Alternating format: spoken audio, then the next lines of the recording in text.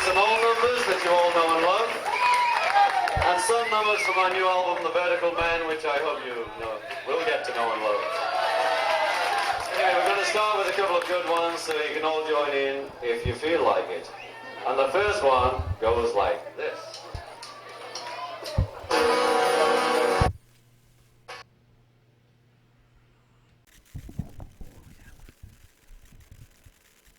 Not open to suggestion about the music, but John was. John was more open to, if you said, hey, I'm going to do this, I'm going to do that, he would listen.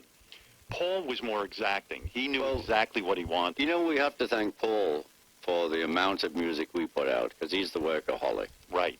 John and I would be sitting in the garden, and the phone would ring, and we'd say, we know it's him. We just knew by the ring. He wants to go to work. Yeah. Hey, should we go in the studio, lads? Right. And that's what we do. So he was the motivating force. He was. Right. Yeah. This song, I Want to Be Your Man, which you, of course, sing on. I want to be your lover, beautiful. I want to be your man. The Beatles originally gave this song to the Rolling Stones. Rolling Stones, yeah. I don't understand that. I thought they were your rivals. Why would they give that song? I think that was just press. I never felt we were big rivals. You know, we were the Beatles. They were the Rolling Stones. Do you feel that they always reacted to what you guys were doing? No, I think Andrew Loog Oldham set this, like, battle scene with the press, not us. When I came to my birthday here at Radio City a few years ago. You know, if we meet up, we had dinner in L.A., Ronnie was there. Everybody was friends. Everybody was friends. It wasn't a rival. And they gave them that song, and then, you know, we need a song for Ringo. I'll let him do that. What do they mean by that? They need a song for Ringo. How do they decide? I had one on each record. I know. Because with them, I mean, they were writing them and doing them. So I just got one song. But how do you know that I Want to Be Your Man is a Ringo song? Who decides that? If I do it, it's a Ringo song. Right. Because it's the way I do it and the way we did it. Do the guys come to you and say, does John say, hey, Ringo, this is your song for the album. We hear your voice on this? No, he said, you're doing that. You're right. And when you have to No, sing, he never said it like that. What gave you the impetus and knowledge to leave Rory Storm? How do you know? We ended up in Germany, the Beatles as a band at the Bambino, and Rory and the Hurricanes, which I was in, at the Kaiserkeller. And then the guy who owned both of them put us both on the same club. Wow. And I would sit there, and, you know, there was a lot of medication and alcohol because you were mad and you're out the country. And I loved the front line. I just loved John, George, and Paul. You loved the way they were just great. Right. And when you would see them... but I sat in a couple of times, you know. I'd be the proper musician, you know, at 12 o'clock, Brian Epstein would knock on the front door because you're still in bed, because you've been up all night, and say, well, could you come down to the cabin and play with the lads? I'd say, sure. Where was their drummer? I don't know. You'll have to ask him. Yeah, I know. He's not talking. Anyway, so I did that for a few times, and then I was with Rory, and we went away, play another holiday camp, and I got a phone call. Can you join the Beatles? I said, this was Wednesday, and I said, when? And Brian Epstein said, oh, today. I said, no, I can't go today. I'm in a band here. We have to sort this out. I'll be there Saturday. Wow. Yeah, just give me a couple and of they got another drummer by then, so... It is amazing. But people were saying, you're leaving Rory? What are you, crazy? Yeah, I love the Beatles. Yeah, they was like then. So, you've been taking everything from me, and you've been bonding in this year. All together, they had bonded somehow. That was the White Album. Right.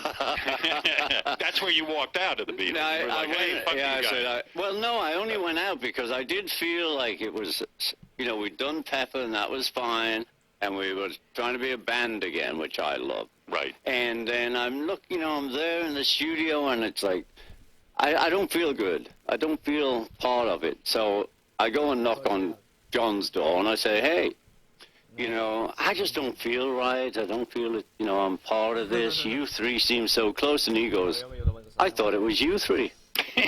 Right. So I said, okay, I'll go and knock on Paul's door.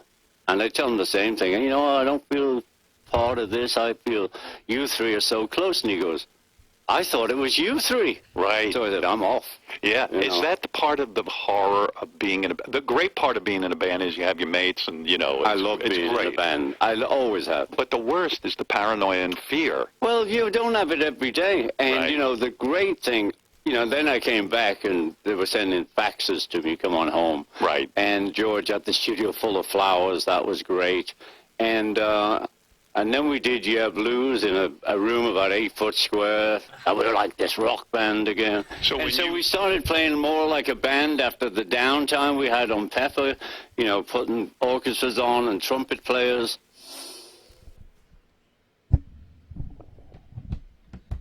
And we have When you put out the notice, you said, with peace and love, I am telling my Yeah. fans, do not send any more... Oh, you put that on. I love it. I know, but that was one angry moment.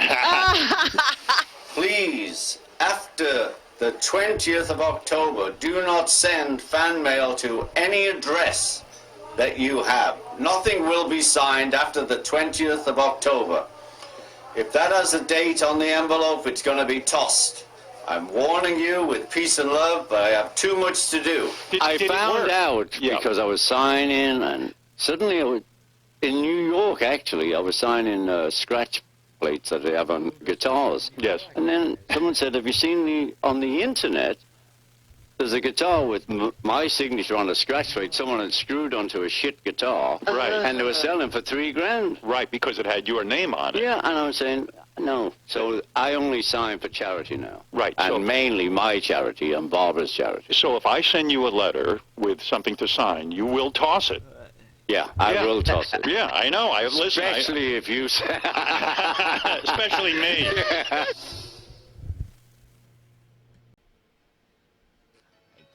I worked at a daycare center in Coos Bay, Oregon, and I told 2 news stories every day. As a result of that, after 2 years, I had about 15 stories which I remembered because the kids asked for them all the time. I didn't know I was writing, but in fact, I had discovered what was my writing process.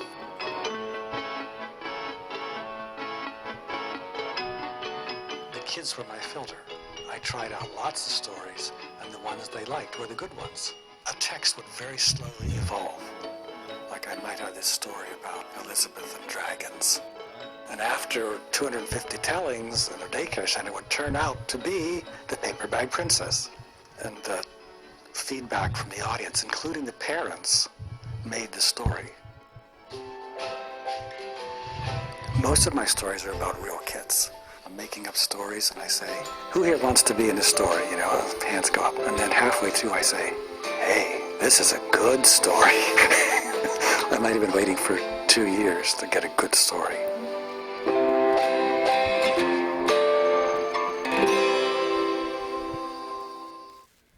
I remember from the daycare center I worked at, I had to do a circle time. And for circle time, I made up this story about a little kid who wouldn't go to bed called Mortimer. And it's pretty much the way the book came out 10 years later. Mortimer's mother took him upstairs, whap, whap, whap, whap, whap, whap. She opened the door, she threw him in bed and said, Mortimer, be quiet. The kids were my filter. I tried out lots of stories, and the ones they liked were the good ones. I felt like a professional writer after I did Mud Puddle. I was a full-time writer then. I wasn't a professor dabbling in writing. My children are all adopted. We have Julie, and Andrew, and Taya. They have all been in books. I would try my stories out on them. When they were little, we used to read them children's books. I would go to the library every Wednesday with a laundry basket. And I would take home a laundry basket full of books. When fans pick up my book, they expect something that's funny. There's the subtext of it's a world where women are equal, where good families have arguments too, and it's okay. It's important to have stories that kids like. And whatever kids like, let them read. I think ebooks are a spectacular idea. I mean, you've taken the book and liberated it from the paper, and they're quickly available. Ebooks for kids are a wonderful, wonderful idea.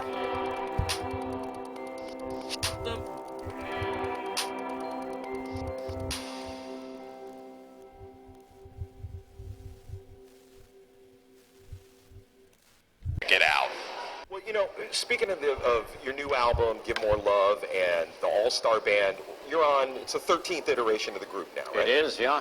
Well, you know, I've always been fascinated by that group and the way you put it together, because it never appears to just be the sort of classic rock usual suspects. It's always really eclectic. It is. How do you go about selecting people to approach to be in the All-Star Band? Well, the first one, which was more an all-star orchestra, you know, I was very nervous when I put it together, so I just, in those days, had my phone book, and I would dial Joe Walsh. They've offered me this, I'm going out and some, okay, you know, Dr. John, Billy Preston, I wanted someone to hang out with, Clarence, he's a big guy. Everybody said, yeah, Lee Vaughan, you know. So what I do is I think, what do we want to give out here? And I decided only hits. Well, the hits of every band, the singer of the band. Well, you know, and it starts... Longer than Keith Moon was in the Who. Well, that doesn't blow my mind. His playing blows my mind. Yeah. And they're lucky to have him. Those old boys. Yeah. He's a great asset to them. Reinvigorated the band, in my opinion. Well, I think so. Yeah. You know, because he's so young. That does help. Okay, bye. Yeah. It was great. All right, great thank to you, meet brother. Thank you so much for taking the time. I can't believe I just got to speak with an actual Beatle. You know, Ringo is a really sort of engaged and friendly guy, so it was a pleasure to speak to him. And I love that he's always stayed kind of involved musically in a lot of different directions. He hasn't always just been the sort of Beatles guy exclusively. He's gone through things with Mark Bolan, and you know, he branched into acting and photography. He's done so much, and he's still so vital and so excited about doing it. That was an incredible experience to talk to him, and I hope you enjoyed it. See you next time. And what's back for this and digital sign off podcast. This is like 1.1 and logs podcast. Now, I should like them. I don't know Absolutely. Analog television.